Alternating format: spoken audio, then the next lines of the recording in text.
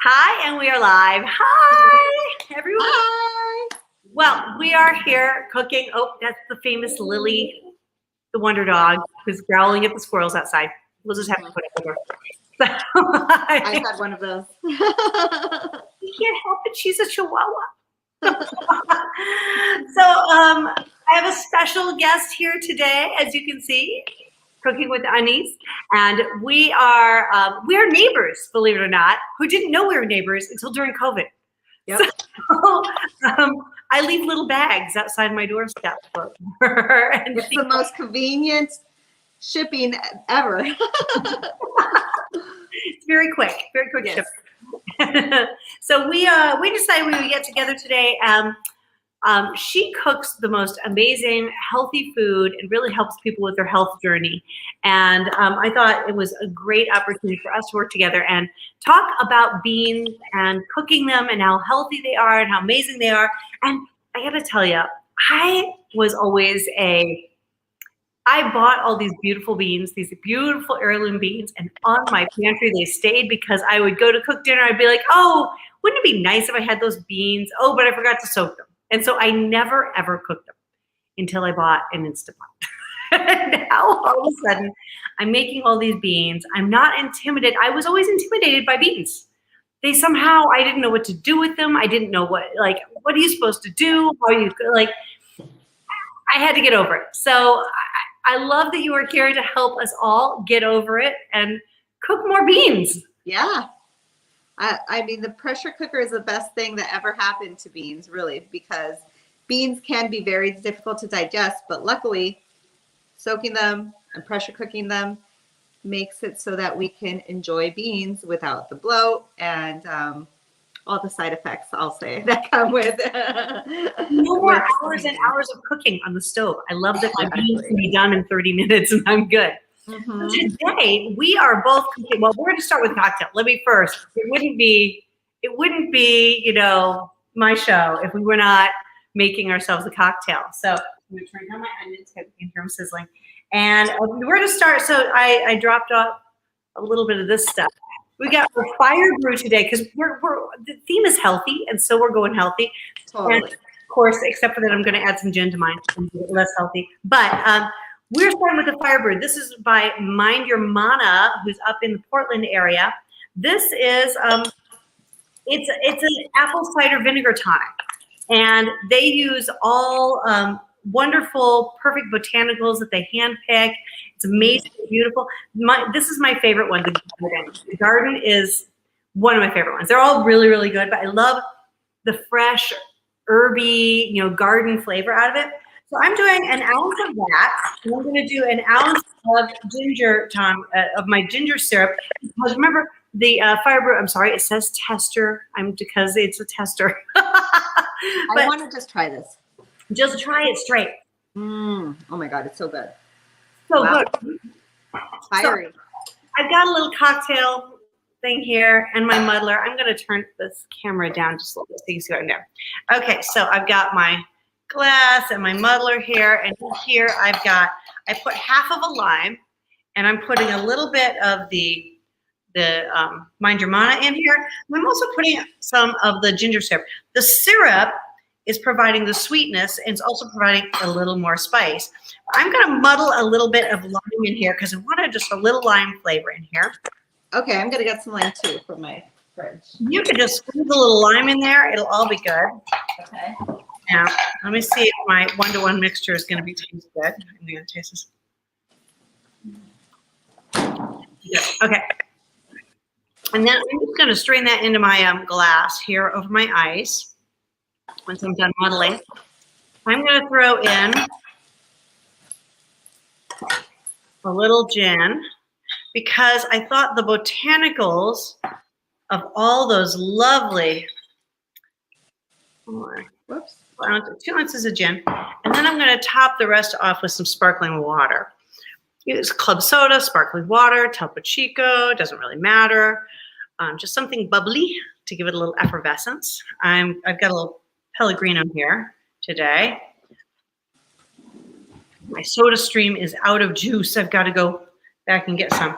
My soda stream has been out of juice for a year. So all that cost savings I thought we were going to have with the soda stream. You know, for me, I went bananas with, kids, of course. My daughter likes to, loves the cans. And I just would find these cans and bottles of half-drank sparkling water all over the house. And I'm like, it was making me bananas. All of the waste and the things going into the trash, I couldn't take it anymore. So we went over to this, and it's helped a lot. I think we've saved a lot of plastic and stuff from going into the landfills that way. So that is so here is mine. Well, my little, you know how this thing detaches?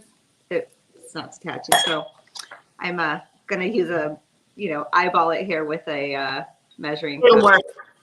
Okay. So you said half an ounce. Yeah, just do equal parts of the syrup and the tonic. Okay. And then just add yourself a little lime flavor, and if you want to add some gin or vodka, you can do that. If you don't, just add some sparkling water.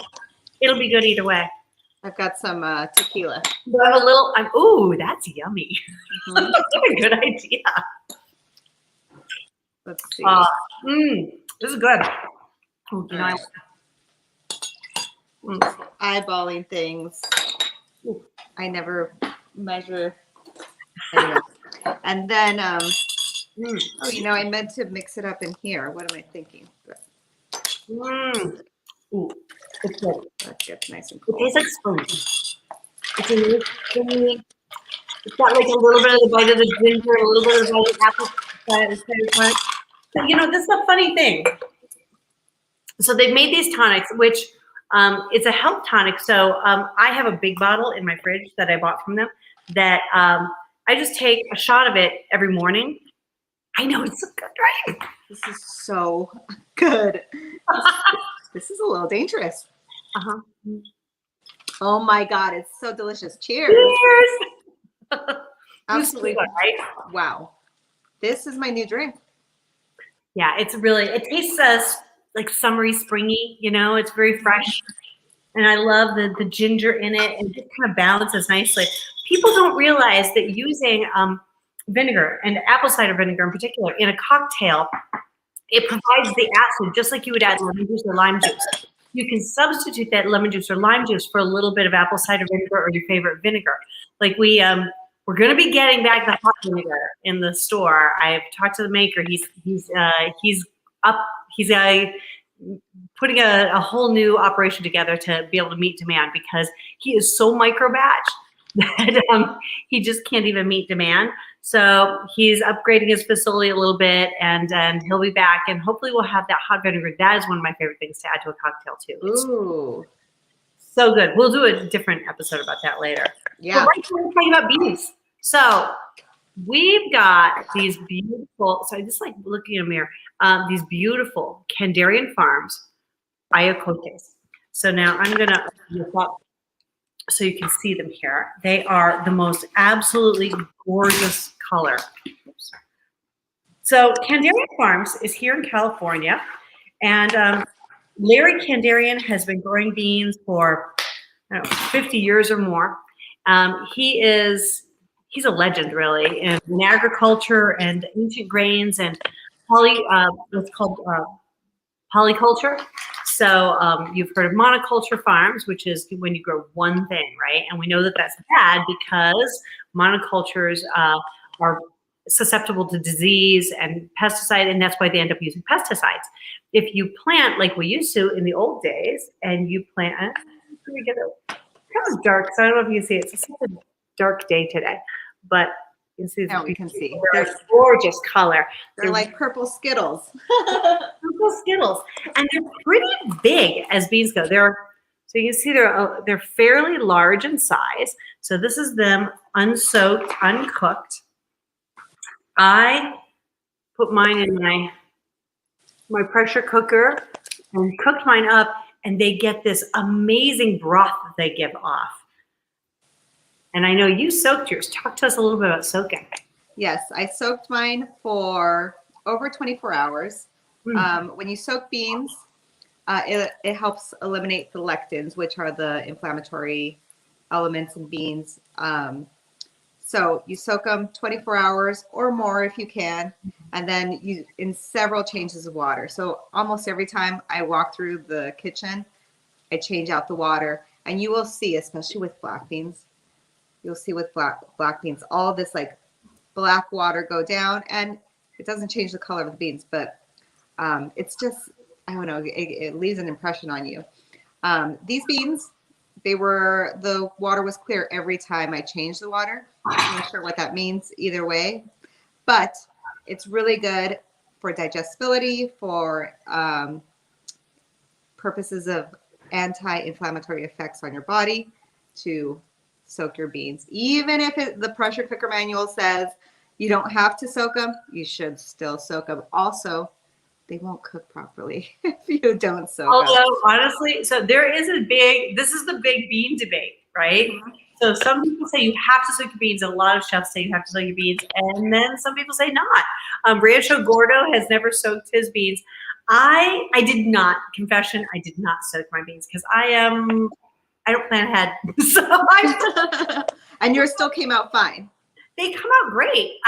They do come out great. I mean, and now, and I'm not, maybe I'm just not susceptible to any problems. I have heard that before about it being more biodigestible and stuff, but I don't have any problems with them. So, I don't soak mine.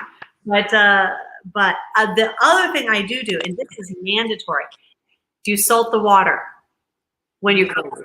I don't salt the water with my pressure cooker. Oh, I'm going to change your mind on that. Okay, please change my mind. And I purely only did that because of the instructions in my old pressure cooker. Now I have a different one that I think is much better. It doesn't change the pressure cooker at all. Okay. So there is another equally large bean debate about to soak or not to soak. So chefs will tell you, a lot of chefs will tell you, do not salt your beans. They'll say, never salt your beans while they're cooking. Never, ever salt your beans while you're cooking. And so I went and I consulted the food scientists, and I consulted Kenji Lopez-Alt, who was Serious Eats, and he has had the food lab forever. I mean, and he's a food scientist. He studies everything as a scientist. So he did experiments and cooked beans, salted water and not salted water, side by side. What the salt does is the salt makes the skin of the bean softer. And that makes it so the water goes into the bean and it hydrates the bean more equally as it's cooking. If you don't salt the bean, the water as you're cooking, the inside gets soft before the skin does. And what you'll end up with is blowouts. Your beans will explode. Interesting. Before your skin will get soft. Very interesting. So if you salt, I always salt the water now. I didn't before, but now I always salt the water, and I end up with much prettier beans that don't get blowouts, and the skins are softer. So you just changed my my method then. I'll take that, because I'm telling you, the only reason why I didn't salt the beans before was because in my old pressure cooker manual it said, for beans, do not salt the water or they won't cook properly. I was like, okay, fine. That's one of the biggest myths in cooking beans, evidently.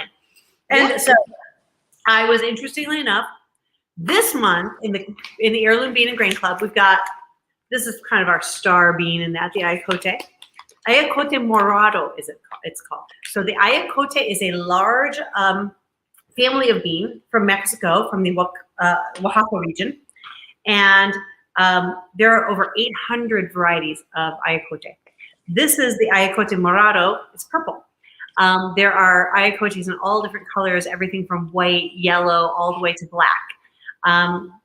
But at any rate, Larry Kandarian, this is our one for this month's Heirloom Bean Club. A lot of other beans on the list this month, but that's our big star. Next month we've got a new grower coming, and he's from Del Rey Farms up in California. And he and I were talking. He was saying he's been doing research about brining beans. So I'm going to be looking into that. He said it is the game changer in flavor and also hydration for the beans. So I am excited to try my hand at that's going to be coming next. That's coming next. But what are you going to be cooking with your beans? Well, I am making a soup because it's freezing today in LA, and by freezing I mean 60 degrees. Yeah, I think it's like 68. Oh, well, you know, anyway, it's getting late. It's getting colder. So I am making a soup. I've got right now some leeks brewing up. Let me bring this over here. Do you ever use the fennel stalks? Yes, I love fennel. So I'll show you right here. I've got it. We were talking, so it's got it in a little toasty, which is totally fine, right? I got some olive oil, some kohlrabi, which I actually have never put in a soup. I usually eat kohlrabi raw, but I figured, you know what? Let's try this out in a soup. Excuse me while I just change this up. And then what else did I put in here? And then the fennel stems or stalks. So right now I'm just letting them get soft. They're fine now. I'm going to turn them off and put this over here so you guys can see a little better. And I'm going to add some bone broth to it, some thyme, and I'm going to pour the beans in there. And I think we're going to have a pretty good dinner just with that. Oh, and I'm going to also use the kohlrabi greens. Do you ever use? It's funny. I got some kohlrabi in my CSA box this week, and it's sitting there mocking me. I haven't cooked with it yet. Okay, well, firstly, my favorite thing to do with kohlrabi is just eat it raw with lime and salt, or maybe that's the Mexican in me, or sometimes, or just butter. Like my favorite thing is like radishes with butter and a little bit of sea salt, and kohlrabi works really well in that way too.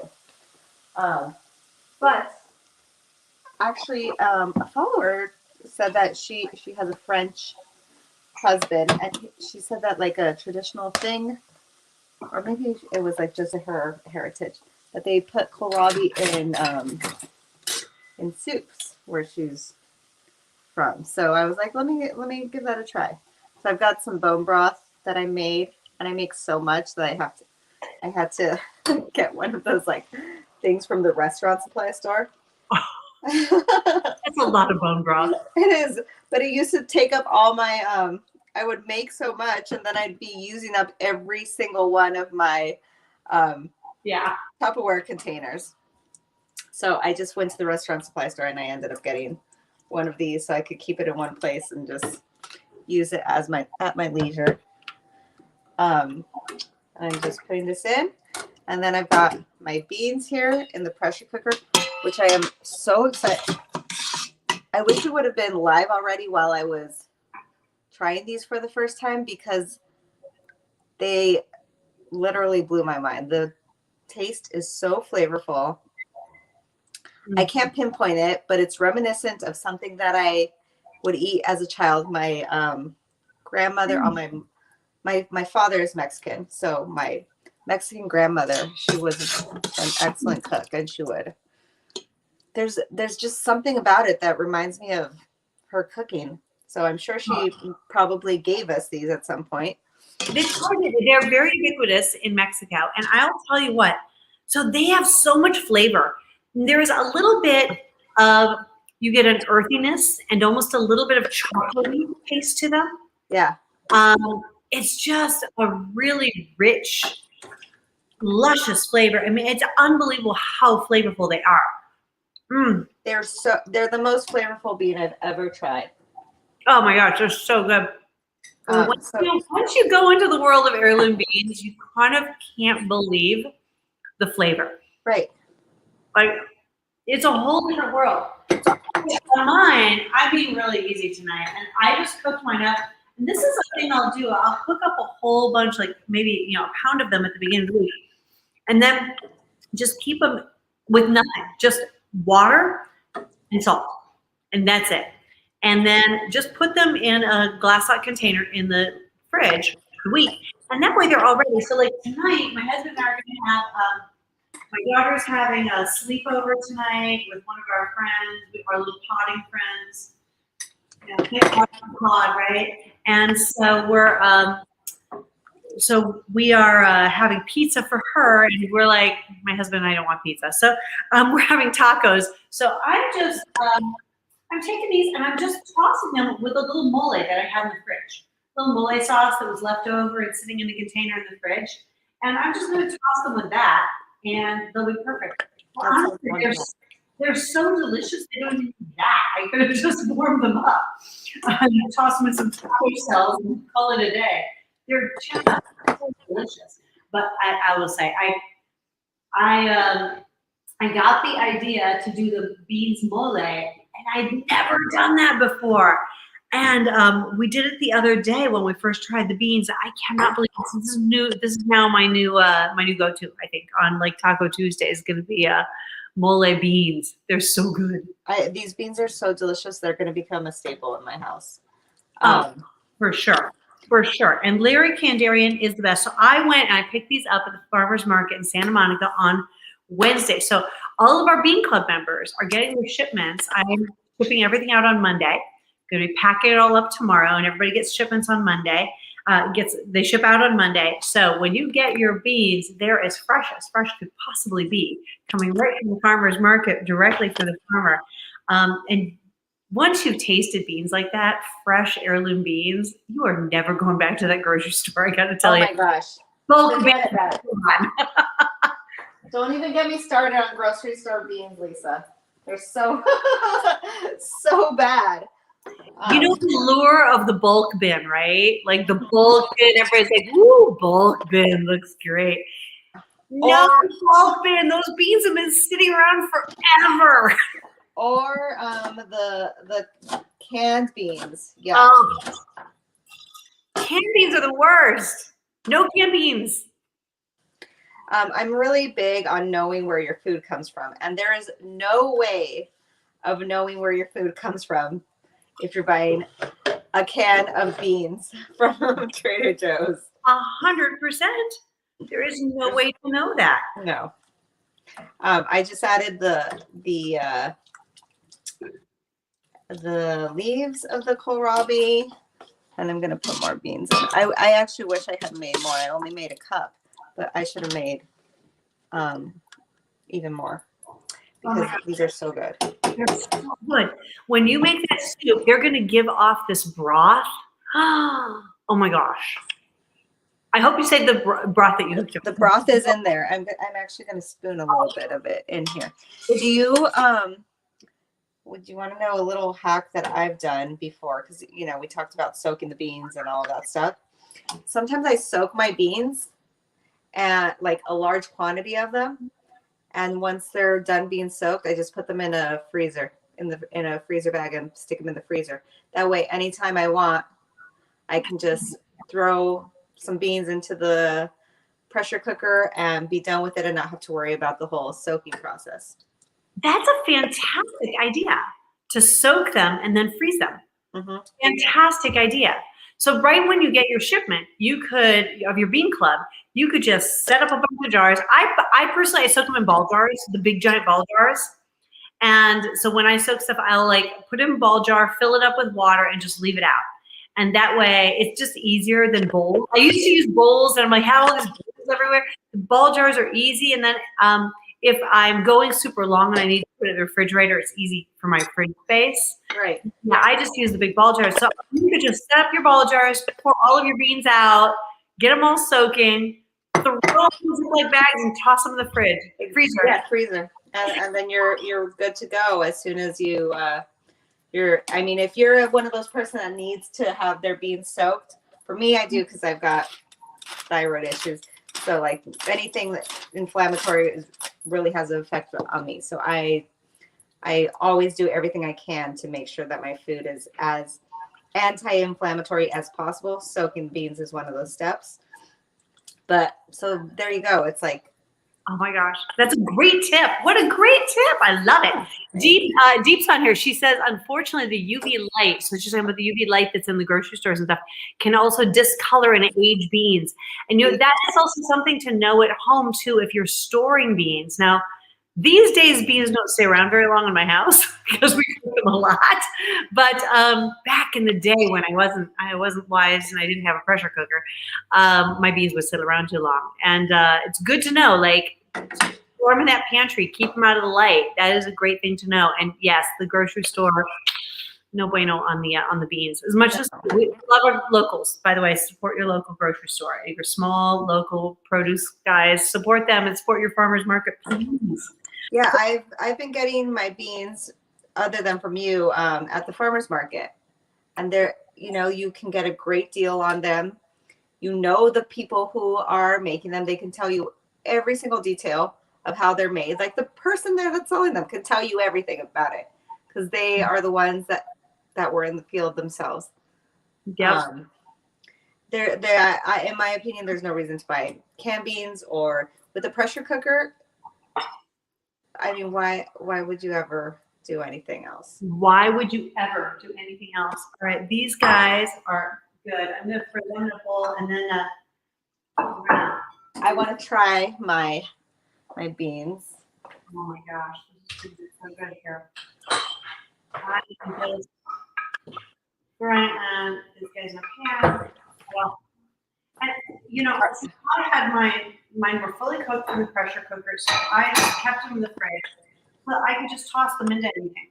And then, whether it's a salad or a soup or whatever, beans are already cooked. So everything kind of happens really fast from that point. Because, as much as I love to cook, I'm kind of a no muss, no fuss cook.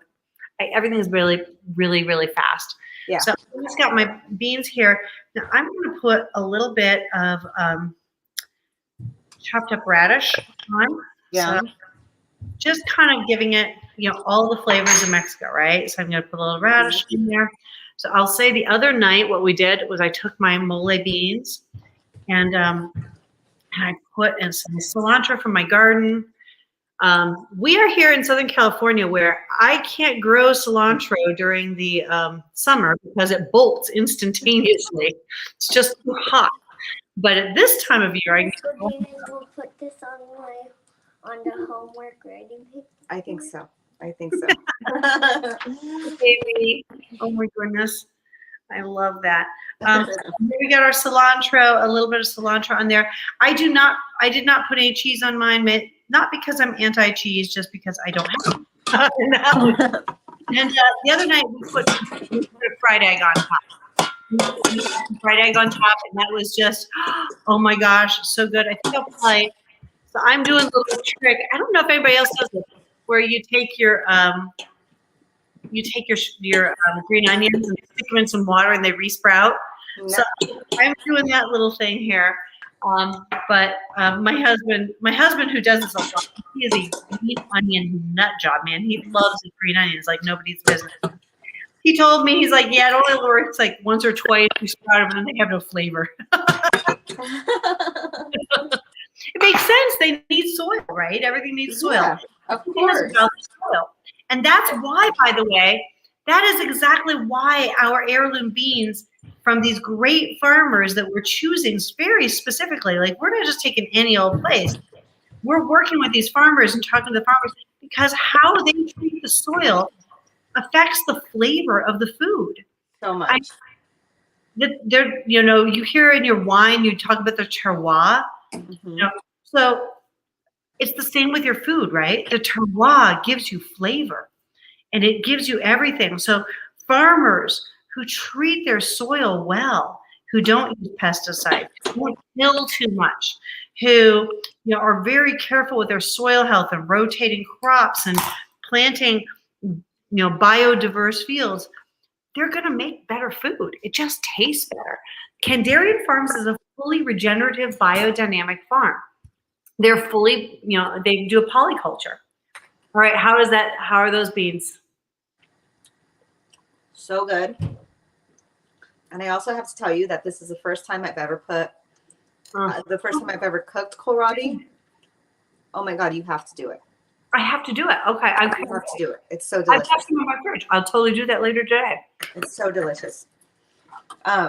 These beans are insane. I wish I would have done some more. I'm gonna make some more tomorrow because I thought I was gonna do half the bean recipe, half of the beans that I made for Facebook, half for Instagram, but I ended up using pretty much all the beans. I left a couple here just so that I can show when we go on Instagram Live what they look like.